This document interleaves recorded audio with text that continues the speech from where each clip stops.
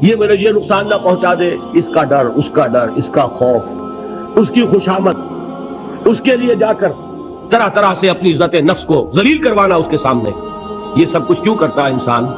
جب سمجھتا ہے کہ اس کے ہاتھ میں میرا کوئی نفع ہے، اس کے ہاتھ میں میرے لیے کوئی ضرر ہے، یہ مجھے کوئی غضب پہنچا سکتا ہے، یہ مجھے کوئی نقصان پہنچا سکتا ہے، یہ میرا کوئی کام بنا سکتا ہے، یہ میری کوئی ضرورت پوری کر سکتا ہے. اسی کا نام شرک ہے.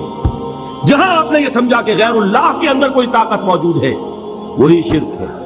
بتوں سے تجھ کو امید ہے، خدا سے نو امیدی، مجھے بتا تو صحیح اور کافری کیا ہے. شرک تو یہ ہے. جس پر بھی تمہیں یہ خیال ہے، کلمہ ہے یہ کلمہ سوم، لا حول ولا قوت الا باللہ، ذرا اس پر دل کو کبھی اگر آپ تصور کریں، پھر فرض کریں دل ٹھک جائے، اس پر کوئی طاقت نہیں.